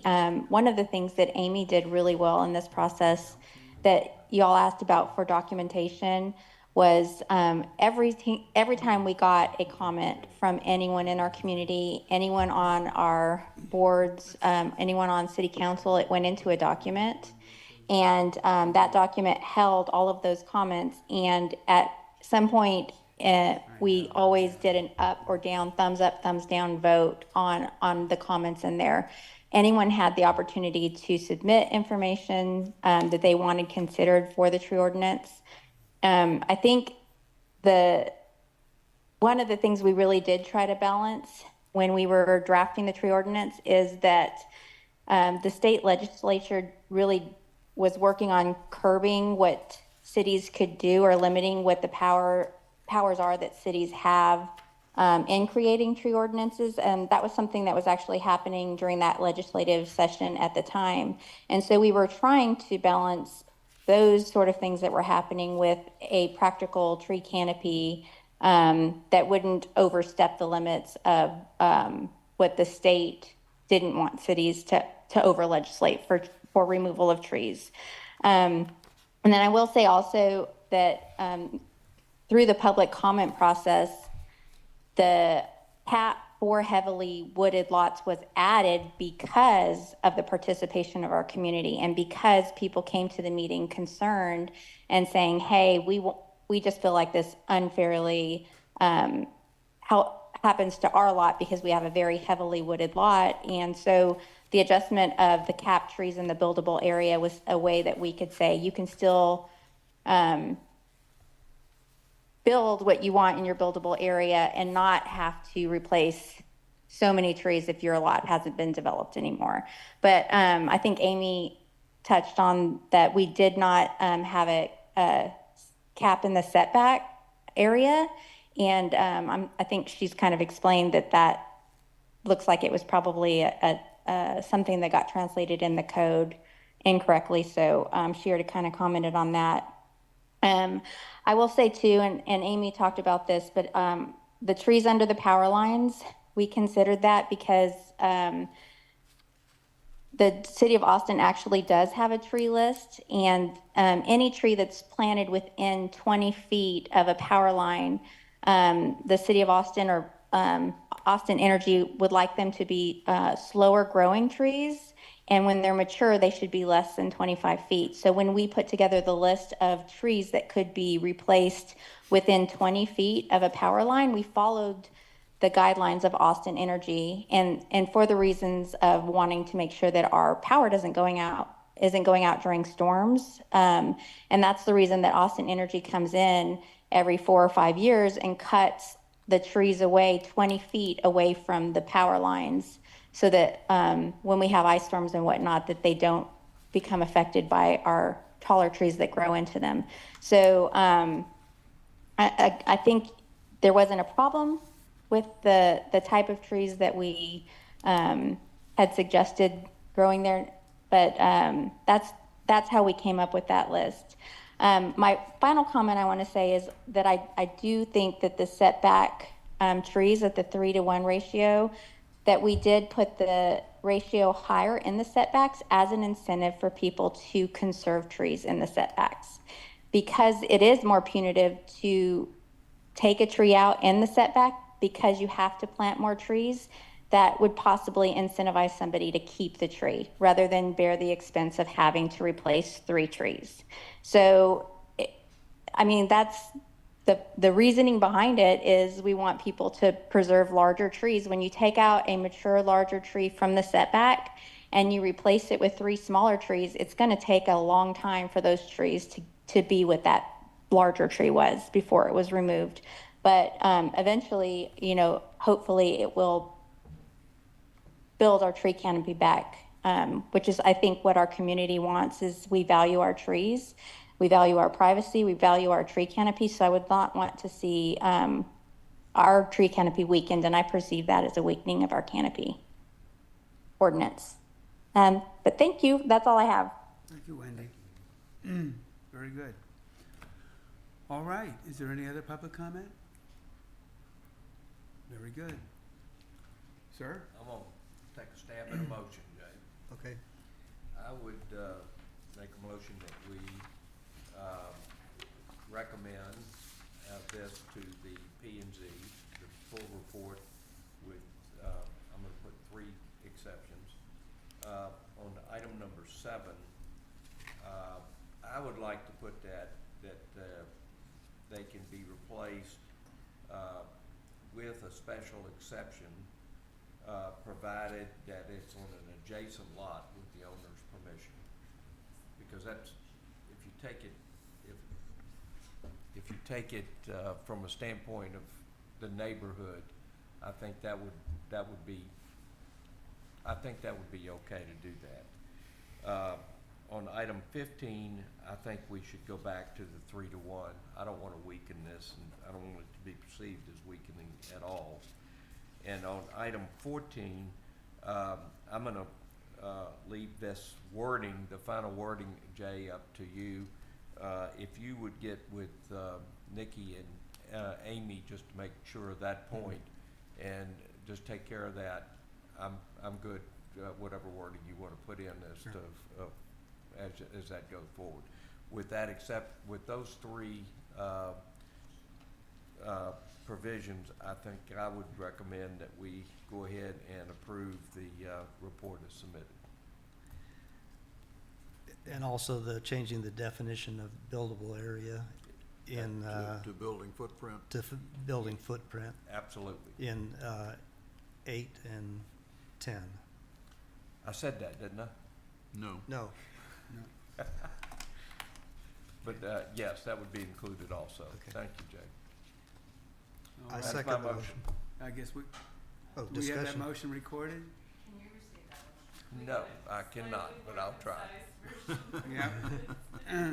I would, my motion is that we submit this as written, with the exception of item number 7, where we would change that to read that unless a special exception is obtained to replant on an adjacent lot with the owner's permission. That's that provision. On 8 and 10, we would change that to read on the site plan, the building site plan, as opposed to the buildable area. We would change the definition of building area to building site plan. And on 14, I am going to leave that up to Jay DeWord, after meeting with Nikki and Amy, to correct that misunderstanding, and it's apparently there's an error somewhere in our ordinance that we have to take care of. And on item 15, rather than change that to 2 to 1, I would propose we leave that at 3 to 1. That's my motion. Is site plan the right word? I like building footprint better. I think site plan Well, actually just, extends Then beyond. I would say that it's site plan / building footprint. And that also would go for item 10, where it says a buildable area there. Yes. Yeah, The same definition would be Does used. that Okay. work? Hey, we There got we that? go. All right, we have a motion. We have a Question, second? we've got, I'll second, but we have buildable area as a term in number 4 also? Good. Number 4. Does it change Buildable there? area, right of way and buildable area must be replaced. No, that doesn't pertain No, to because that. that's That the doesn't old. change? yeah, Okay, yeah. I'm just asking for, Yeah. It's good.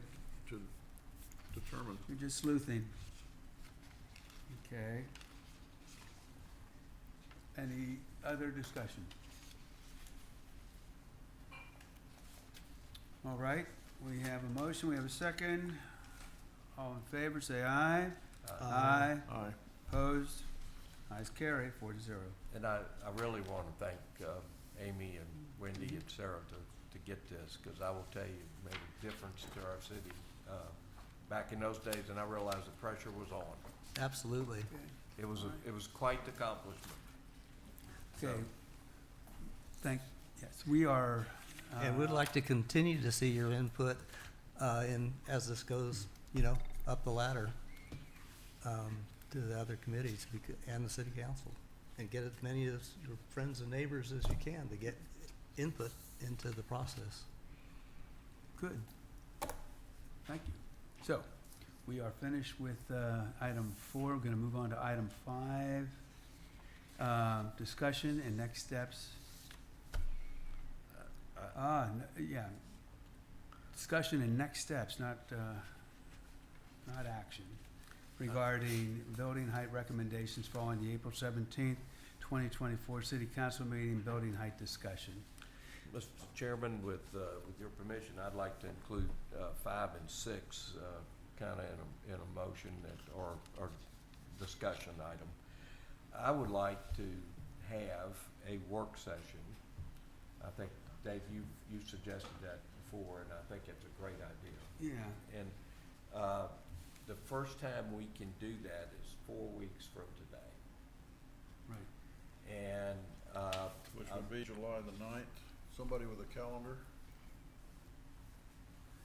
Yep. That would be the meeting, 2 meetings from now, is July. That's right, July 9th. And with that, I would like to ask that the city provide, that we provide the city engineer who's gonna be making these determinations, a copy of our proposed parallel plane ordinance, and have them be present to be able to address some specific plans to make sure that they are, that the plans would work under our proposed parallel plane ordinance on that. Okay. That's, Can we, that's not a motion, is it? No, it's not a motion, Request. just That's a request of staff, request. right? Can we formalize that request then, Ashley? We can work on that. I mean, we'll investigate and Yeah, let us know what we can, you know, if we can do And that, can we- and if not, then we'll have to figure out something else that is similar. Is there a way to But, notify yeah. our citizens, that we're having a workshop on this item? We sent a special notice for this one specifically. Would you, you want to Yeah. do that? Or- Well, we could put in a formal request, I guess, to do a, let's find out if we can do it first, and then decide whether or not, we need to, you know, put out postcards or do some kind of a public notification. Okay. But can we find out pretty soon? We'll do our best. Do we That would know, be great. we need to have most of us here for that. Yes, I think that's part of it too. I'll be here July the 9th. Yeah, so Will you? I will, yeah. Yes. Uh-huh. All right, and we don't know about Jeff and Alex. We We'll do. get, yeah, we'll But- find out. They should be back from vacation. We'll by then. find out. Okay. Okay, moving along still. We good? We'll just keep our fingers on that and we'll see what happens. Okay, very good. All right. I wanted, to make sure that everybody has had an opportunity to see this document that I had dropped into the packet. It is, what it does is it takes the work that was discussed in our last CRCRC meeting and puts a lot more verbiage around and a lot more discussion around why it is we are making the recommendations that we're making. And then puts them into and then also brings the survey aspect into it so that, not necessarily from a defense standpoint, but from a community input standpoint. I've also included in there some of the discussion that has happened with the public coming into our meetings. And I would like to use this document, this may change, but I would like to use the format that I'm presenting here or have put together here as the template for going forward with whatever set of recommendations we do. And that would include not just the recommendation, but the rationale behind the recommendation, how it relates to the survey, and what the public opinion outside of our recommendation has been. If, that's not really a decision that we're gonna be making tonight, but I wanna call your attention to it and get you to digest the document a little bit and see if you think we're on the right track on that. And frankly, I'm a little bit frustrated with our progress in this. I think that, we're losing, I think we. Momentum. What? We're losing momentum. Well, not just momentum, I think we're a little bit out of control. Back in our meeting of January 9th, we established two principles.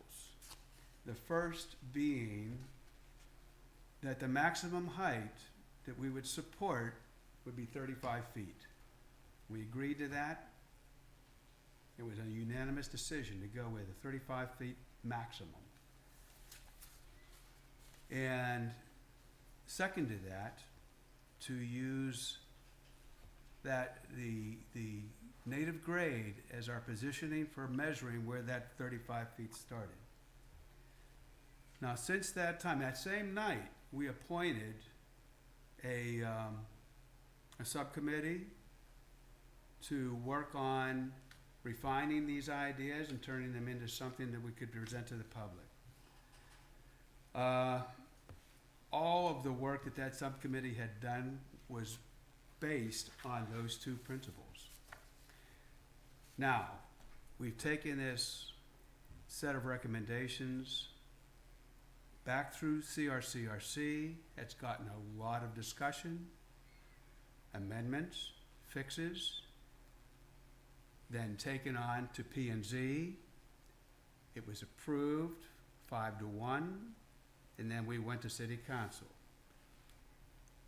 Public starts to show up and is not particularly happy with what's being presented. I get that. But the proposals, all of the things that have come to us from the public have been proposals that are counter to those two principles. Okay? That anything that we would do that is based on like a slope average or linear average would increase our 35 feet. No matter what you do with that, you start with a datum point, and then you add 50% of the difference to it. Now you're at 36, 38, depending on what the slope of your lot is, all that. Before we go any further in any of this, we, as the CRCRC, have to make a determination as to whether or not are we going to stand by the principle of 35 feet, or are we going to do something And different? the parallel plane. Are we, yeah, and parallel plane, but I mean, 35 feet starts up. Now, if you go through the beginning of the document that I presented here, it doesn't, it talks about how a large percentage of the community voted, or not voted, but acknowledged that 35 feet was about right. Another, the second largest percentage of people acknowledged that 35 feet was too much. If you take those two numbers and put them together, 90% of the respondents to our survey don't want it to be more than 35 feet. They don't, some of them don't want it to be more than 30 feet, but that's okay. We know that 90% of the respondents to this survey do not want it to be more than 35 feet. I believe that's significant. That's one of the more significant findings that we have in our survey. And the only option for us to get to 30 feet or 35 feet is to either reduce the total amount to something less than 35 feet, and or do something, and or use the parallel plane method for a straight up measurement from the native grade. And that's what I want everybody to be thinking about for our next meeting. We are not ready to take a vote on whether or not we ought to take our proposal and take it to the next step. We're not ready for it. And I wouldn't want to do it with our two architects out of the room anyway. I wouldn't want to do it. They're not here. We need the architects here, and we need Now, the engineer. that's right. And two, we've gotten, since the last meeting, we've gotten recommendations from other CRC members that to kind of throw the baby out with the bathwater. Don't like it. It's not good. I've had another discussion with one of our architects before he took off for Greece, and he wants to make some changes. I'm good with making changes. I just don't want to do it unilaterally. And then there's some other things that are kind of coming across the fence from the public. And we have to get ourselves together to understand what it is we think we're going to do to move this forward before we start voting it out or voting, okay? So, I just wanted to get that statement out. I've been thinking about this, keeps me up at night. And, I think there is one thing, though, that the public, 95% wanted a 35-foot limit, but they weren't together on where to measure that Yeah, how to limit measure from and take into consideration the sloped lots. And so I'm very pleased that I think we, as a group, have come up with a solution that does give some, allowance. It's not perfect. It won't take care of everybody, but it. Well, we have to, I think, however we do this, whether we take this or a different approach, we've got to acknowledge that there are some differing opinions on this. And I think that we should have some different proposals that we submit. I mean, there may not be a majority type of proposal. But I also think that we've got to make sure that we recognize that there are some differences in our topography that make this unfair to certain lot owners, and we have to make arrangements to do that. And I think we've tried to do that today, to address your point. If that works, great. If it doesn't, I mean, that's what we have to do to make sure that this is a fair approach. We don't want to have a deal to where we recognize that we encourage a type of development that we really don't want, building that we don't want, and we don't want to have it to where we restrict people to to only do one type of building. I mean, that was my goals on this, to do. But David, I feel what you're saying, and I think I appreciate your outline that what you're doing, to get there. I really think that our next step is gonna be this, this workshop to kinda look at and give everybody an opportunity to make sure that we're all on the same numbers, the number of the pages are right before we submit this on this. Cause I think this is gonna be the number one item that people are gonna look at. This is the reason we're here. It's gonna be. It part of literally it. is. It's the reason why there is a CRCRC. And I think, Yeah.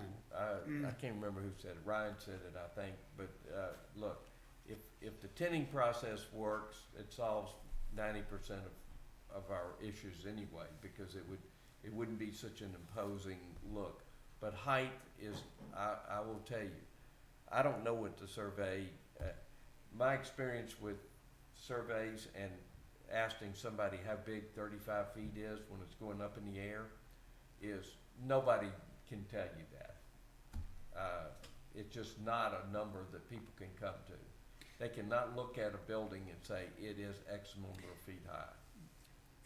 And what you say there is true, but what's different about Rolling is that we have a more generous height limitation Yeah, than any community around us.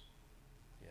And that seems to be kicked aside, that we are actually allowed to build bigger already Yeah. than our neighbors are. Now, I've said this before, and Yeah. I wanna say it again on the record. Every time that this has been done in my history of Mhm. Rollingwood, it has been done as non-professional, maybe two council members negotiating on how the points fit. This is the most comprehensive approach that's ever been done in Rollingwood's history that I'm aware of on coming up with a height deal, and I appreciate all the work that Alex has done, just an incredible amount of work on this, and I think that's great. And now we're getting some good input from the public and people that have some information to share, and I think we include that as we go forward and get this. But I would like to suggest that if we have this workshop, that this document be the basis for that workshop, not Yeah, I think that's 20 what- other I think that's, that's what Dave's emails said. and, Yeah, you know. that's part of Dave's plan. yeah. I got And that clearly. just the format that we're talking about, because we may end up changing, have some. Yeah, it's flexible. there's components in here, you know, you can, But I if understand. we make a decide, if we change to, decide to change the way we do our measurement, whatever, you just pull this out, stick it in. But the notion that we would want to be able to defend it, Yeah, why do we do that? And the discussion as to, how we came about to that change. I think it's important.